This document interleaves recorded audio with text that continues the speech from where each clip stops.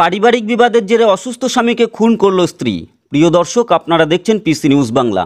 এদিন বাঁকুড়া জেলার ছাতনায় পারিবারিক অশান্তির জেরে অসুস্থ স্বামীকে খুন করল তার স্ত্রী। শোকের ছায়া কাটাপাহাড়ি গ্রামে। বাঁকুড়া জেলার ছাতনায় ঘটে গেল এক মর্মান্তিক ঘটনা।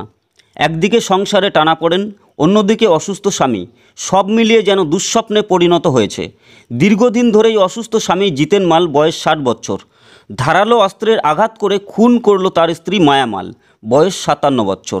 স্থানীয় সূত্রে জানা গিয়েছে, প্রত্যেক দিনেই কিছু না কিছু নিয়ে সংসারে অশান্তি লেগেই থাকতো।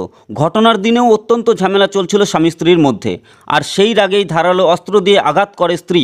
মুহূর্তেই স্তব্ধ হয়ে যায় স্বামী অর্থাৎ জিতেনের নিঃশ্বাস।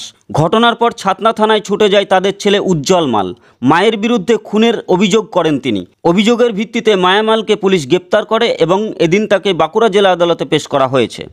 Bureau report, PC news Bangla.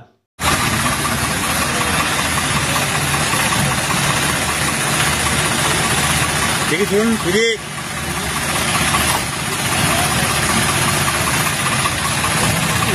চলুন, আপনি চলুন।